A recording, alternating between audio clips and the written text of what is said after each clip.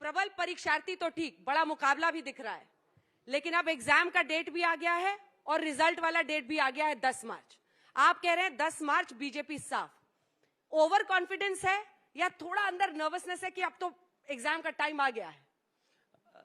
मैं सबसे पहले आपका धन्यवाद देता हूं और आपके चैनल का भी धन्यवाद देता हूं कि वो भी लाल के समर्थन में उतर गए हैं।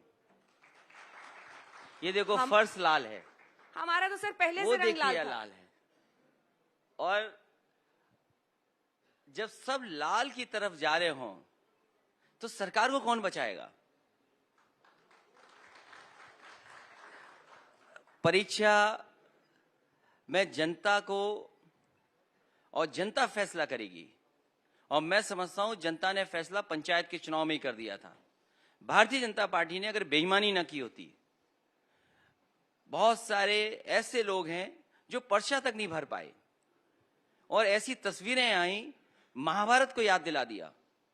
वो जो तस्वीरें थीं जहां पर साड़ी छीन ली गई, कपड़े फाड़ दिए गए, ऐसा नजारा, ऐसे दृश्य लोकतंत्र में किसी ने नहीं देखे होंगे। और जब कभी भी किसी के सम्मान के साथ खिलवाड़ हुई है, उनको सजा मिली है। और इस बार जिस तरीके से जिला पंचायत के चुनाव में, पंचायत के चुनाव में लूट हुई, बेईमानी हुई, लोकतंत्र में जनता तैयार है भारतीय जनता पार्टी को साफ करने के लिए।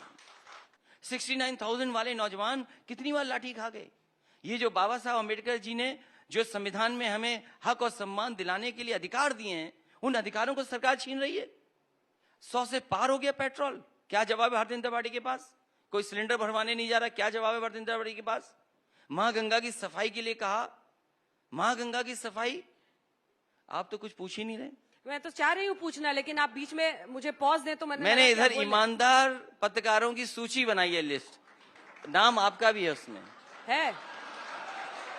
सच बता रहा हूं मैंने पूरे देश के इधर बैठ करके, जब से ये रथ रुक गया है चलना और वर्चुअल रैली होने लगी हैं, तो मैंने देश के ईमानदार पत्रकारों की सूची बनाई है।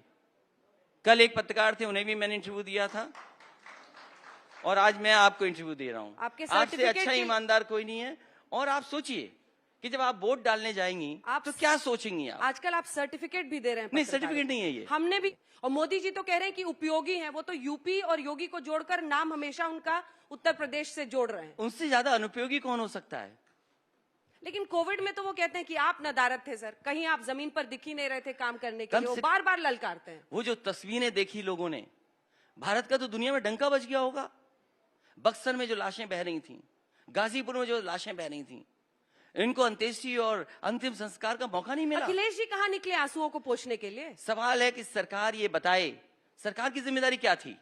रेमडेसिविर कोई अधिकारी बांटेगा, ऑक्सीजन कोई अधिकारी बांटेगा, अस्पताल में बेड नहीं होगा, ऑक्सीजन के सिलेंडर नहीं मिलेंगे, किसको दवाई दे दी सरकार ने? और सरकार जब नाकाम हो गई तो कहती विपक्ष क्यों नहीं निकला?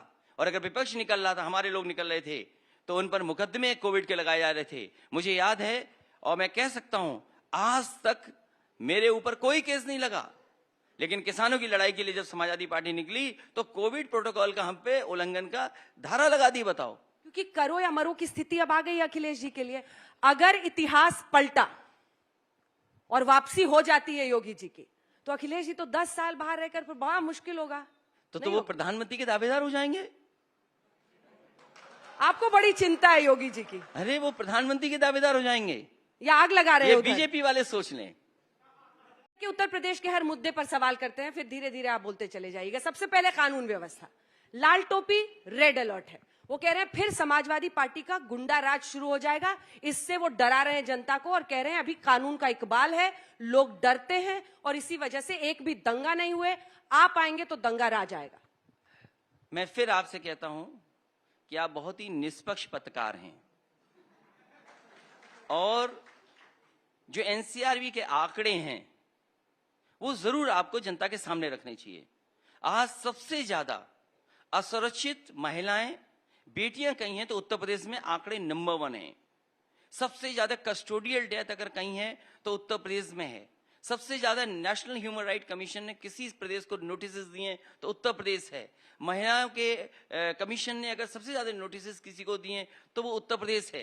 क्या उत्तर प्रदेश और देश की जनता भूल जाएगी वो हाथरस की घटना, जहां पर लखनऊ से निर्देश दिए गए हों कि जाओ उस बेटी को घर वालों से न मिलने दो, उसका दाह संस्कार कर दो? क्या हाथरस की घटना उत्तर प्रदेश भूल जाएगा?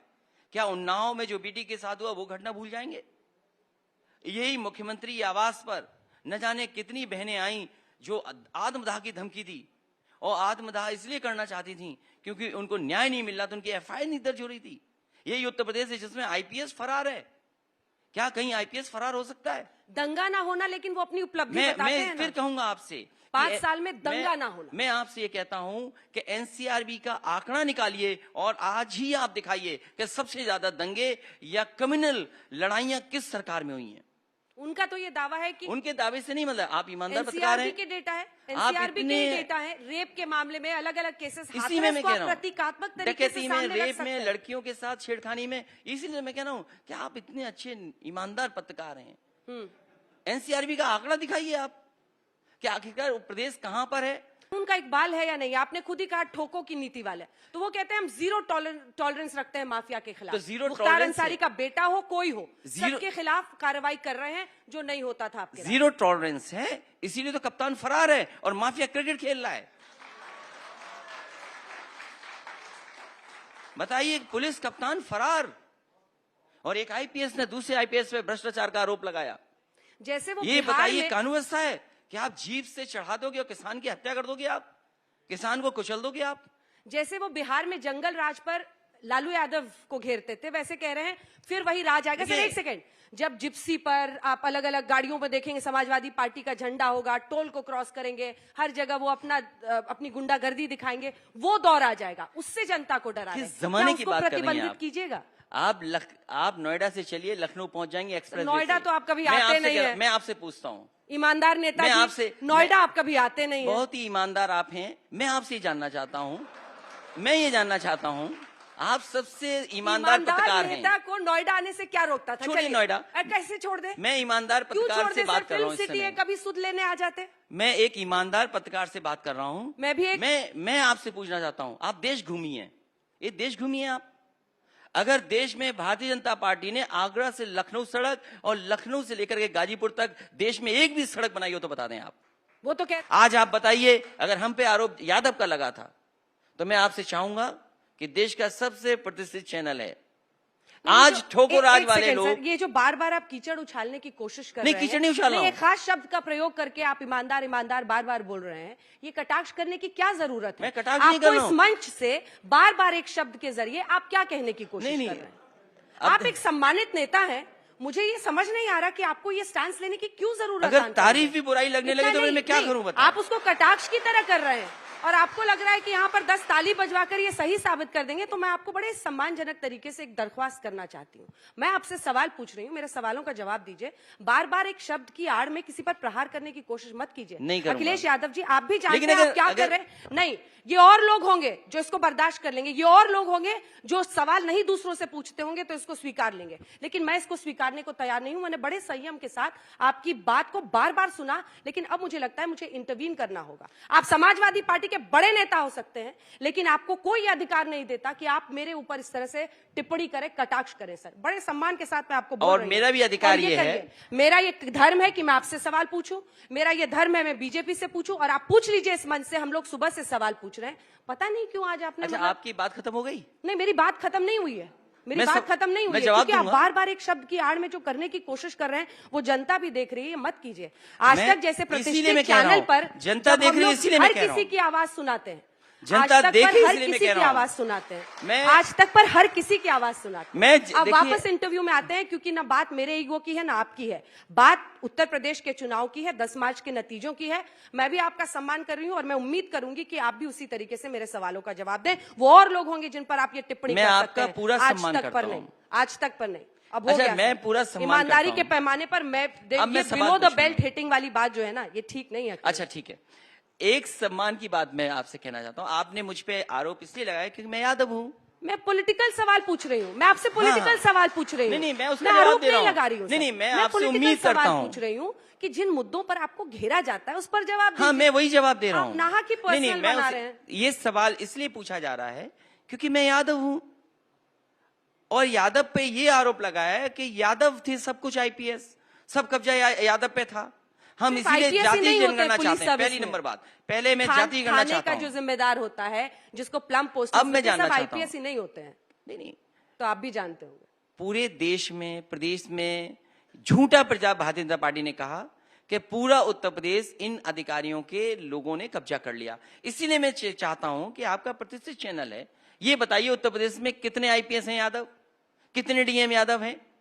और मैं आपको से कहता हूं, आज की गिनती क्यों नहीं बता रही हैं आप? फिर मैं वही शब्द लौट करके कहने वाला हूं। मैं फिर कहता हूं, आपको ये मंच इसीलिए दिया ना, आप जवाब दीजिए ना। मैं फिर कहता हूं, don't shoot the messenger. No, I'm not shooting that. आपको जिस पर आक्रमण करना है उसके आंकड़े नीचे, उसके पोल खोलिए। उसकी पोल ये है कि सबसे ज्यादा जाति के आधार पर अगर कहीं काम हो रहा है तो भारतीय जनता पार्टी की सरकार में हो रहा है। हमारी पार्टी के लोग पहुंचे नहीं है, पीएम एक इंस्टीट्यूशन है, वो किसी वो नॉन पार्टिसन पोस्ट है और 20 मिनट तक फ्लाईओवर पर रुकना उनकी जान को खतरा। तो इसलिए इसका मतलब ये है कि जो भी प्राइम मिनिस्टर का सिक्योरिटी कवर है उसको और स्ट्रेंथन करना चाहिए और तमाम उन अधिकारियों को तुरंत सस्पेंड कर देना चाहिए जिनको ये पता नहीं था कि उस सभा में भीड़ नहीं है, सड़कों पर लोग खड़े हुए हैं। क्यों नहीं कार्रवाई कर रहे उन अधिकारियों पर? पीएमओ को अपने सभी अधिकारियों को सस्पेंड कर देना चाहिए, टर्मिनेट कर देना चाहिए। अगर वो अधिकारी प्राइम मिनिस्टर की सुरक्षा को ध्यान नहीं दे सकते हैं तो उन अधिकारियों को रहने की कोई जरूरत नहीं है। इसको पॉलिटिकल इशू नहीं होना चाहिए। सबसे पहले उन्हें उन अधिकारियों को, उन वरिष्ठ अधिकारियों को सस्पेंड और टर्मिनेट करना चाहिए। और विपक्ष के लोगों की सिक्योरिटी नहीं है। एक दिन आया अधिकारी, बोला कि आज से आपकी सिक्योरिटी खत्म। मैंने कहा मैं कैसे जाऊंगा? बोले अपना इंतजाम कर लो। क्या ये भारतीय जनता पार्टी भूल गई ये बात? मैं जानना चाहता हूं क्यों हमारी एनएसजी कवर हटाया? क्या जवाब है आपके पास? कभी आपने मुद्दा नहीं पूछा कि आपकी एनएसजी कवर हट गई? समय समाप्त हो रहा है, आप शिकायत मत कीजिएगा, विक्टिम कार्ड खेलना बंद कीजिए। मैं आपका धन्यवाद देता हूं और जिन शब्दों पे आपको बुरा लग रहा हो उन शब्दों को मैं वापस लेता हूं। लेना भी चाहिए, क्योंकि हम ईमानदार हैं या नहीं सर? मैं जो बोलने जा रही हूँ आपको, मैं ईमानदार भी नहीं बोल सकता हूँ। अब ये बताइए कि अगर इतिहास नहीं बदलता है और परिस्थिति होती है कि आप मुख्यमंत्री बनते हैं तो आप तो काशी कॉरिडोर नहीं बंद करा दीजिएगा, आप तो उस तरह का काम नहीं कीजिएगा जो मैं सुप्रीम रिवर फ्रंट को लेकर आप मैं सुप्रीम कोर्ट का धन्यवाद देता हूं और सुप्रीम कोर्ट ने जो फैसला दिया उसकी वजह से भगवान श्री राम का मंदिर बन रहा है। कोई भी धरती पे ताकत नहीं है जो सुप्रीम कोर्ट के फैसले को रोक सके। और मैंने कई बार कहा कि समाजवादी लोग काम अच्छी तेज करते हैं, समाजवादी लोगों को बनाना होता तो सबसे अच्छा सुप्रीम कोर्ट के आदेश पर जल्दी बना देते। लेकिन बीजेपी को क्योंकि वोट चाहिए इसलिए वो बना ही नहीं रहे। वो 1 साल में काम कर सकते थे। अगर पार्लियामेंट 2 साल में बन सकता है, 1.5 साल में पार्लियामेंट बन सकता है नया बिल्डिंग, तो आप मंदिर को क्यों लेट कर रहे हैं, डिले क्यों कर रहे हैं? और जहां तक काशी विश्वनाथ कॉरिडोर की बात है, मुझे खुशी है इस बात की, जिस रूप में बनना चाहिए था उस रूप में नहीं बनाया। समाजवादी लोग थे जिसकी समय पर सबसे पहले लैंड एक्विजिशन और जमीनें लेना शुरू। 10 मार्च के लिए इंटरव्यू बुक कर ले, क्योंकि आपने उस शब्द के बारे में पाबंदी लगाई है। सबसे पहले इंटरव्यू आपको ही दूंगा। बहुत बहुत धन्यवाद।